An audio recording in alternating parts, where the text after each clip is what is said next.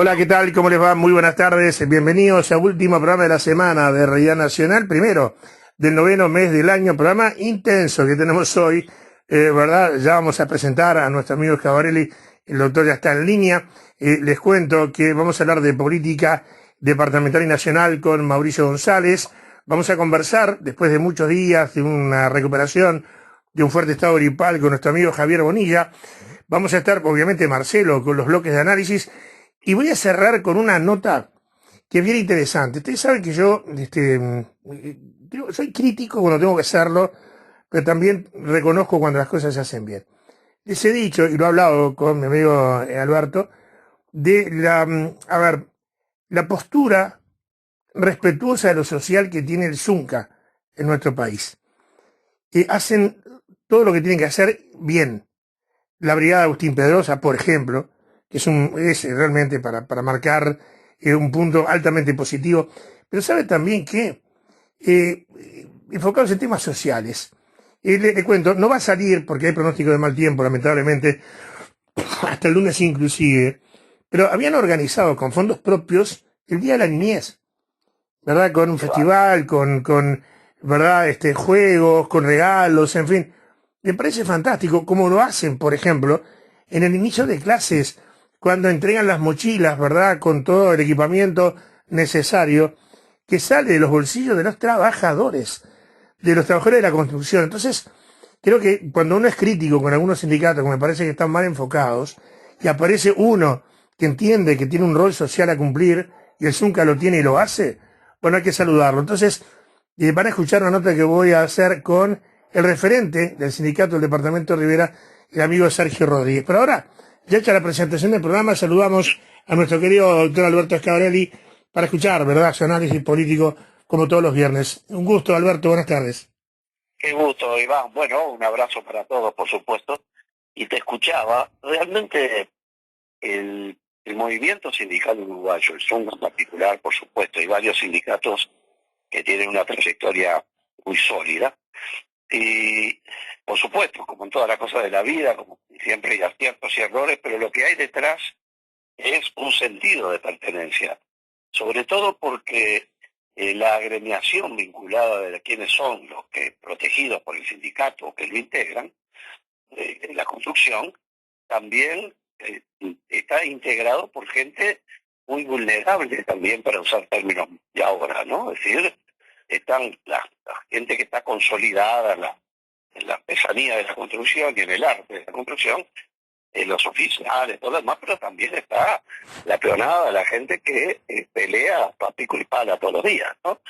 Y sin duda que ha hecho una obra y hace una obra muy, muy interesante, muy importante. Y te acuerdas que cuando hablábamos de este tema de la conexión que hizo el gobierno entre la cuenca de Santa Lucía y el arroyo San José, con los caños, eso que se puso, es un estaba de huelga y no aplicó la huelga o las medidas gremiales y no interrumpió la colocación de eso. Es decir, hay varios sindicatos, pero en general, a mí que me tocó como función cuando dirigía Servicio Civil hasta el año 2020, de Presidencia de la República, la negociación colectiva con los sindicatos, y yo del lado del Ministerio de Trabajo, Economía y Servicio Civil, y OPP. Y bueno, por supuesto, tengo una larga historia de vínculos con los trabajadores organizados, con los sindicatos, con el PCTT, en varias ramas, desde el punto de vista profesional, ¿no? Es decir, nos hemos cruzado millones de veces. Pero ahí lo tuve como interlocutor organizado, a POFE, por ejemplo. Y bueno, los equipos técnicos que hoy existen respaldando al movimiento sindical son de altísimo nivel. Es decir, la capacidad técnica de los equipos de los ministerios, del gobierno, discuten de par a par, digo, ¿verdad? Es decir, eso ha crecido muchísimo, y en la vida hay una cosa que es importantísima, creo yo, tengo la absoluta convicción. El problema empieza cuando uno no tiene interlocutor válido. Es ahí donde cualquier problema se transforma en gigantesco. Y la ventaja que tiene Uruguay es que tiene interlocutores válidos fácilmente identificables. En lo político, en lo sindical, en lo gremial empresarial, en lo social. En una palabra, la garantía de esto que hablamos siempre, de mi obsesión de la gobernabilidad democrática, la paz social, la negociación colectiva, encontrar caminos de salida a los problemas y estallidos, depende de la calidad de la representación que ejerce la gente que tiene que plantear un problema en representación de gente que está enojada, preocupada, desvalida o lo que fuere.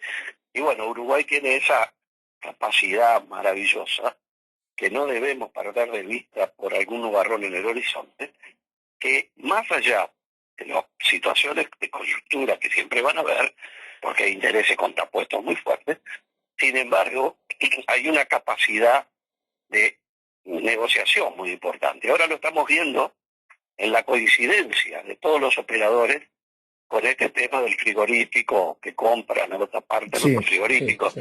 Y bueno, y ahí el movimiento sindical, la Cámara Empresarial y hasta el propio gobierno tienen, bueno, el sistema político tienen un sistema, una opinión en común, por decirlo de algún modo. Quiero decir con esto que obviamente hay gente que no quiere saber nada con lo sindical, ¿no?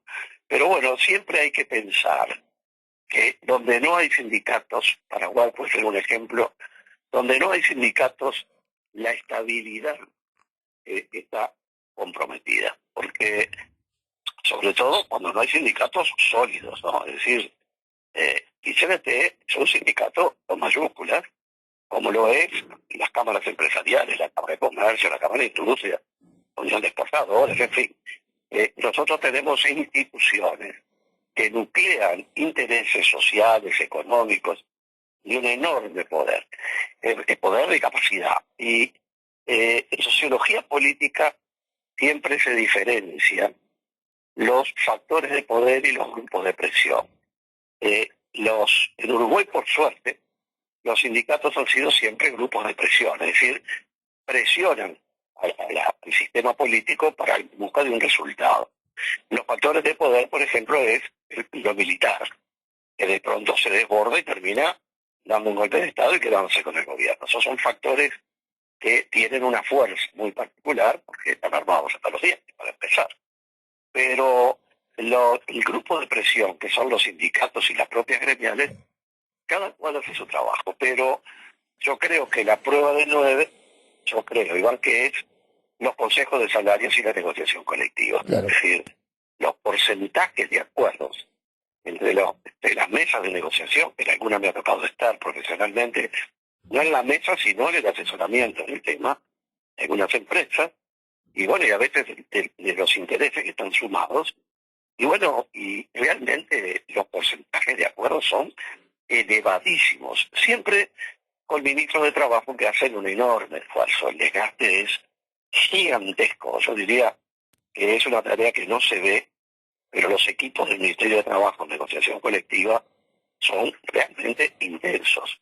Y bueno, ahí se fijan pautas por el Poder Ejecutivo, el Ministerio de Economía, y van las negociaciones. Pero me sumo a tus palabras en valorar, bueno, el Zunca cuando los desastres naturales, es impresionante el trabajo que hacen, ¿no? Sí. Pero en fin, ratificando totalmente una vez más ese comentario tuyo, ¿no? Y Alberto, tocaste un tema que te iba a plantear, y obviamente ya más o menos adelantaste tu opinión. Esta situación que se da, que no se da solamente en Uruguay, lo quiero aclarar, estuve investigando. A ver, Marfrig está vendiendo todas sus plantas al grupo Minerva en una negociación que es cercana a los 2.000 millones de dólares, porque van a hacer un replanteo en lo que tiene que ver el área de producción. Eso es lo que dicen las noticias que llegan desde Brasil. A mí me llega información desde allí. Ahora, ¿cómo ves esto acá cuando ya la carne está en manos de extranjeros? Porque inclusive lo poco que queda lo tienen los japoneses, por ejemplo, o si no lo tiene Marfrig, que dice que no entraría en el negocio con Minerva el frigorífico Tacuarembó, aunque la información que yo tengo es que de puertas adentro, por ser Tacuarembó el frigorífico que más produce, ¿sí?, y que obviamente más vende, porque dice que no queda ni el rabo de la vaca, parece que Marfrig está interesado en quedarse con todo. Pero ¿cómo analizás esto? ¿Y qué es lo que puede hacer el gobierno? Porque la postura fue inmediata. reaccionar en contra de todo esto? Bueno, primero que Uruguay tiene una legislación que no diría que es ultramoderna, no es la legislación de Estados Unidos, por ejemplo, con el tema de los controles de los oligopolios y de las concentraciones de poder. Ustedes habrán escuchado 1000 veces que de pronto Estados Unidos obliga a algunas empresas gigantescas a dividirse porque no les permite tener ese control del mercado y un oligopolio. Monopolio ellos solos, oligopolio unos pocos, ¿no?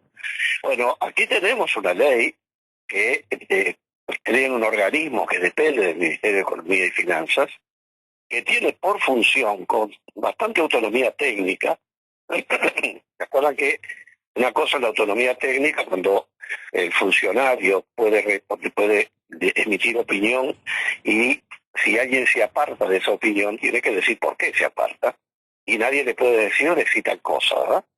Y tiene mucha autonomía técnica y tiene una larga experiencia institucional y se tiene que expedir por este tema y yo supongo que se va a expedir ahora.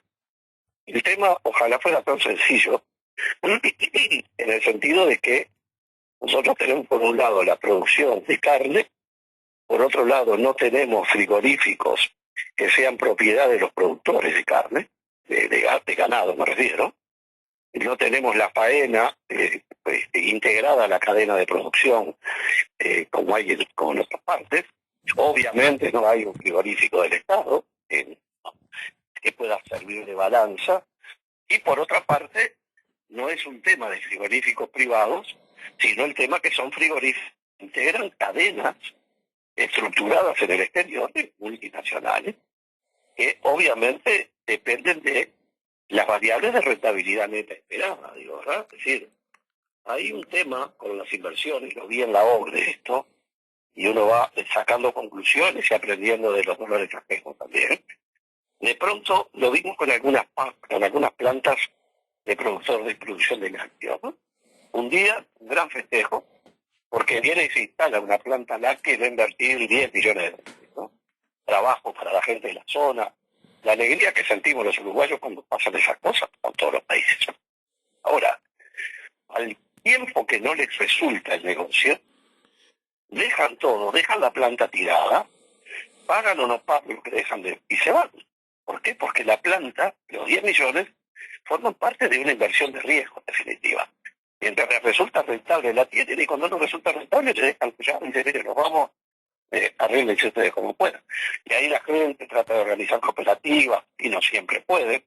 En fin, a lo que voy es que es muy peligroso para el Uruguay el tema de que se concentre la capacidad de faena, porque además hay un sistema indirecto de extorsión económica muy dura, porque si el frigorífico no faena, los ganados se pasan de punto y el proceso de engorde se pasa para el otro lado y empiezan a perder peso los animales que se llegaron a un punto óptimo y que tienen que estar faenados ahí. Digo, es evidente.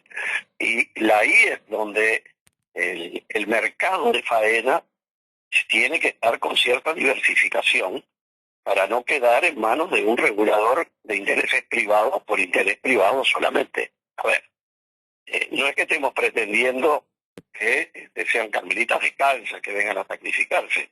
Lo que sí es que tiene que preocupar, como veo que por suerte preocupa mucho, el tema de que se reconcentre esa capacidad de faena, que es el cuello de botella del sistema productivo. Por otra parte, también es cierto que no es fácil si la empresa que va a ser comprada es una empresa que está dejando de producir y tiene gente sin trabajar. Entonces, aparecen estos negocios cruzados, con plantas paradas o plantas por parar, situaciones deficitarias complejas, reales o no, y el hecho es que también está la desesperación por mantener los puestos de trabajo, mantener la planta de faena. En fin, no son temas simples, andan caminando por los grises, y uno puede emitir una opinión con convicción de que es malo para el país la concentración de empresariales de esta materia. Claro. Podemos decir con convicción que seguramente el área específica del Ministerio de Economía sobre competencia se va a tener que pedir con firmeza sobre el asunto. Claro. Pero también digo, con preocupación, es cómo son las alternativas que siguen después, ¿verdad? Es decir, no es lo mismo que uno esté dividiendo una multinacional estadounidense en Nueva York, y otra cosa es nosotros dividiendo una planta de faena en un departamento del interior. Claro. En fin, mi opinión es clara en ese punto. No me gustan las concentraciones de poder y está claro que hay que encontrar caminos para circular en esto, ¿no? Claro. Inevitablemente. Y ahora, hay un tema que quiero escuchar tu análisis y que está vinculado a esto también. Mirá vos, yo escribí, salió publicado la otra semana en la mañana una nota sobre la situación de Filovisco Florida. Florida fue comprado por un grupo argentino, un grupo poderoso, el grupo Lequio, que es propietario de Frigorífico Alberdi, de Carnes de la Pampa, Carnes Argentinas. Es el quinto exportador de carnes del país. Y claro, tiene un problema. O sea, el gobierno argentino, dentro de la situación socioeconómica, lo que hizo fue trancar las exportaciones. Bueno, ellos en diciembre esperaron el remate de Frigorífico Florida, lo compró el Banco República en 6 millones de dólares y ellos lo compraron a 8. Querían abrirlo en marzo por allí y se encontraron con que China trancó la exportación. Y yo digo, ¿qué está pasando con todo esto? Porque yo tengo una versión que de ser cierta es un escándalo. Hay otra versión que dice que China está poniendo trabas por el mal manejo de la política entre países, los acuerdos, la compra de las lanchas, en fin. Digo, ¿cómo nos estamos manejando a nivel de política internacional? Porque este caso, insisto, yo tengo información que me dicen que la visita del ministro Matos con el presidente Ninac a China, que estuvieron casi un mes, contame vos que pueden hacer un mes en China, y bueno, parece que ellos sugirieron algo que no le gustó al trading, el intermediario, al broker, como le llaman también, y parece que los chinos se pusieron muy severos tomando en cuenta lo demás. O sea, estaban esperando un error del país para poder castigarlo. ¿Y cómo estamos en eso? Bueno, a ver, ahí hay varios temas interesantes, ¿no? Primero que nada que nosotros pasamos de la euforia a nosotros me refiero al gobierno, ¿no? Sí. Que en definitiva es la imagen del país. Se pasó de la euforia de un tratado de libre comercio que iba a empezar mañana a las 3 de la tarde con los chinos, a el golpe Mercosur y el golpe de la propia China diciendo, no, espere un poquito, mucho interés, vemos con simpatía, como dicen en diplomacia. A mí me enojó tanto una vez con la Unión Europea, estábamos negociando la Asamblea Extraordinaria de Nueva York en el 98, y la misión de la Unión Europea, el presidente de la Unión Europea, dijo que veían con simpatía una iniciativa que tenía la OEA. Y a mí es un término frecuente, pero a mí me enervó, porque me hizo acordar a mi abuelo mirando las cosas que yo hacía, ¿no? Claro, Cuando era chico. Claro. Entonces, bueno, pero es otra historia. Pero lo que voy es que el masazo de China cuando dijo, acá no, y además Uruguay evidentemente no midió el largo del brazo para pegar el puñetazo, porque evidentemente China podrá querer, podrá hacer todo lo que quiera, pero no se va a poner en contra ni de Brasil ni de Argentina, todos juntos, digo, ¿no? Eso Claro. queda muy claro. Claro. Paraguay tiene el lío de Taiwán, que por lo tanto tiene vetado, si estás con Taiwán no puedes estar con China continental, pero está claro que ahí Uruguay golpeó mal, ni siquiera llegó a golpear, y quedamos mal parados en la región, que es el problema. Yo comprendo el entusiasmo porque lo conozco, pero conozco la personalidad del presidente de la República porque tuvimos la Cámara 10 años juntos. Pero el entusiasmo de tener el criterio de la diplomacia presidencial tiene esos problemas. Que uno se queda sin colchones de por medio para amortiguar los impactos, porque después que jugó la carta el jugador principal del país, institucionalmente hablando, no queda mucho espacio para las cancillerías y para... O sea que lo de China es un cúmulo de facturas pendientes por ese lado. Por otro lado está el tema de las lanchas, que tampoco va a ser gratuito, porque para que China, tenemos claro lo que es China y ponemos Uruguay al lado de China, para que China haga una protesta oficial, formal, con las lanchitas famosas estas que le compramos los españoles, que parece que nunca hicieron una, pero bueno, para que les queda bárbaro. Bueno, para que el gobierno de China haga un planteamiento sobre eso, por una cantidad que comparado con lo que comercia y lo que produce China es infinitesimal, ahí lo que hay es un juzgamiento de conducta de Uruguay, Claro. o a Uruguay. Eso es clarísimo que es como decían en mi barrio, un estate quieto, ¿no? Eso queda muy claro. Y después está el otro tema, que es muy delicado, es el de los brokers. Es decir, en todas las actividades económicas existen los brokers, que son los, como todos sabemos, pero para repasar la idea, se pueden definir de mil modos, pero son los concentradores. Por ejemplo, si tú exportas zapatos, yo voy a exportar zapatos, los paraguayos van a exportar zapatos, bueno, hay un broker, un individuo que se dedica a juntar esa producción de zapatos, hace un producto único, un paquete único, y lo vende en un mercado. Pasa lo mismo con los capitales. Hay empresas que lo que hacen, organizaciones financieras, en Uruguay hay algunas muy buenas, que juntan a distintos ahorristas que quieren hacer una inversión, y es un verdadero broker de acumulación de capitales para hacer inversiones colectivas que individualmente ninguno de los inversores podría haber hecho por el volumen. Claro. Y bueno, hacen una sociedad anónima, reparten las acciones, en fin. Por otro lado están los brokers portuarios más conocidos, que es lo que más se conoce, digo, ¿no? Y la gente que concentra los productos de exportación. Pero por otro lado, el broker tiene una doble cara, que es un poco parecido en materia de fútbol, aunque no soy demasiado experto, pero con los representantes de los jugadores, ¿no? Es Sí. decir, hay del lado del que compra, en este caso podría ser China quizás, del lado del que compra, el broker puede significar una garantía de aprovisionamiento de lo que quieren comprar y no quedar sometido a proveedores que son una parte menor de lo que necesita comprar el país como tal. El broker, actuando lícitamente, estamos hablando de partir de la base que es todo santo esto, ¿no? Si no, no tiene sentido. Es decir, el broker cumple una función porque permite al que vende concentrar y sumar para poder tener mejores fletes, mejores precios, muy bien. Pero al que compra, si precisa el producto, puede ser la carne, por ejemplo, bueno, yo supongo que a China, por ejemplo, le puede interesar tener concentrada la negociación de la compra. Y ahí es donde viene en paralelo el tema de estos conjuntos de frigoríficos, que podrán ser 200 empresas, no importa, pero está claro que trabajan con, supongo yo, no tengo la información, pero puedo presumir, que trabajan con brokers que les consolidan la cantidad de volúmenes que exportan, y a los países grandes consumidores les dan la garantía que van a llegar la cantidad de toneladas que necesitan de carne como tal, que no le puede asegurar un frigorífico por separado.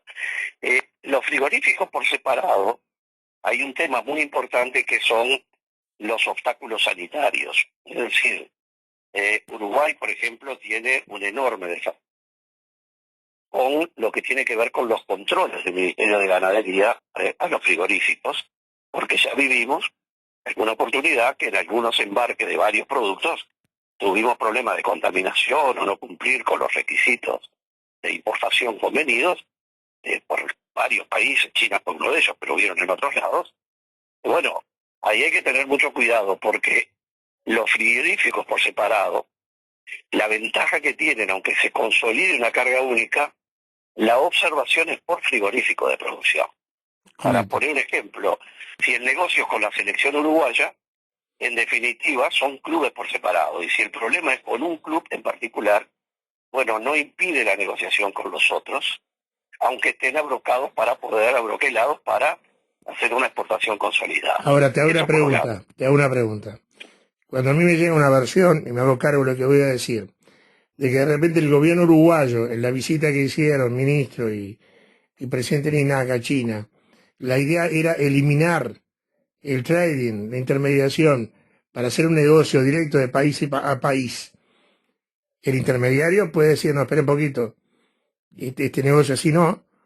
Y bueno, me da la impresión de que el gobierno chino puede respaldar a aquel que le ha provisto de productos que son necesarios a precios acordes y en calidades importantes, ¿no? O sea, A ver, es como lo decís, un poco fijando lo que veníamos razonando.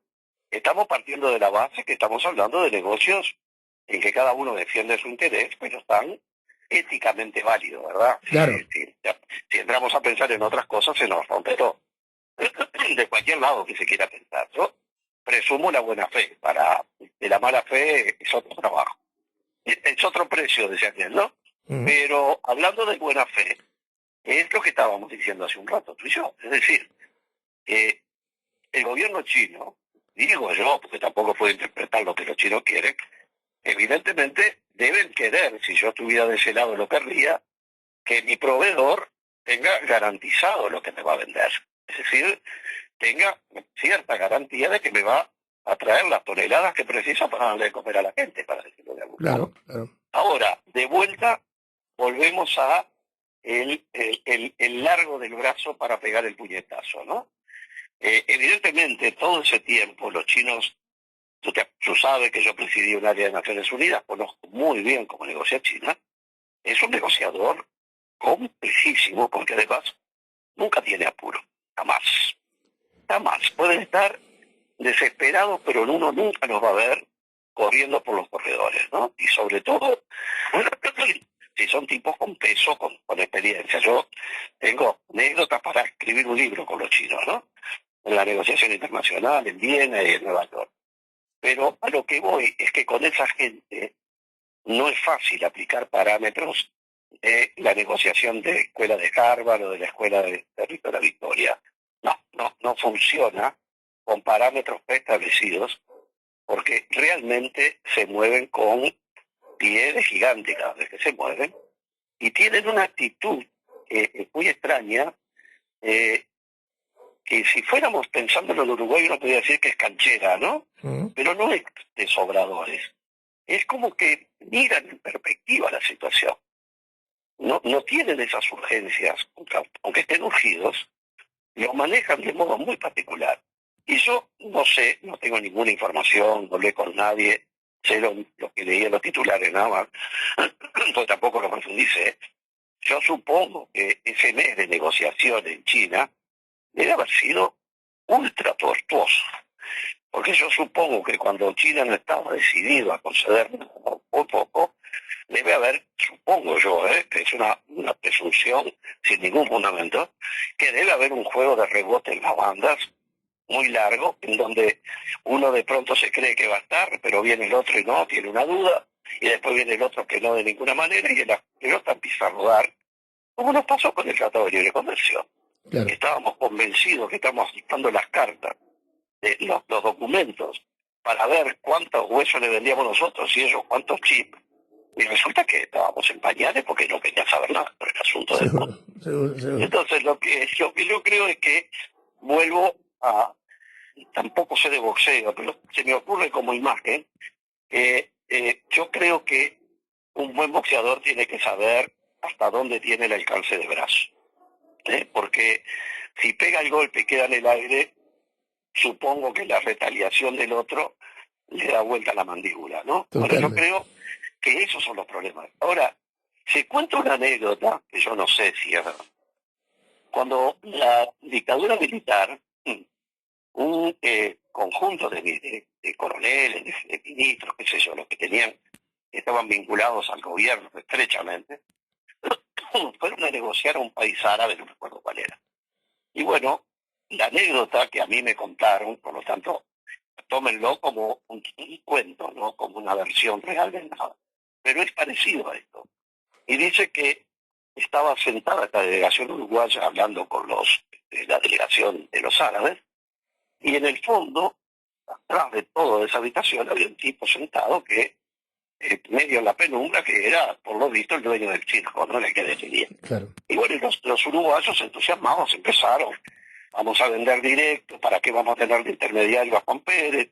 Y por Susanita Rodríguez, lo hacemos nosotros directo, imagínate qué ventaja. Y cuenta esa historia que a mí me llegó, el que me la contó de muy buena fuente, yo creo que me dijo la verdad, pero no sé si a él le llegó la verdad porque él no estaba ahí.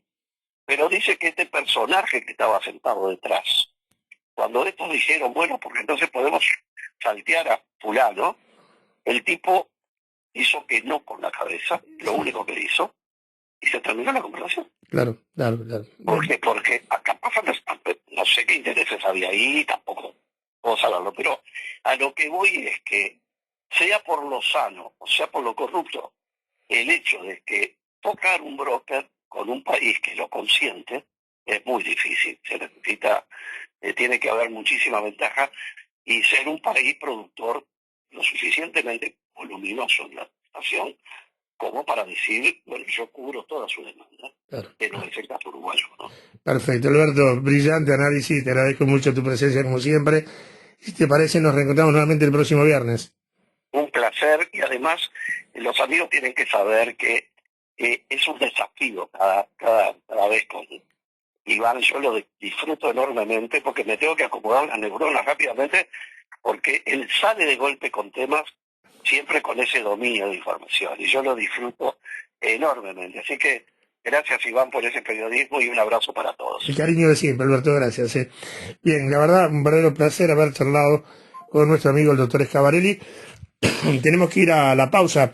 A la vuelta se integra Marcelo para hacer el segundo bloque de Realidad Nacional.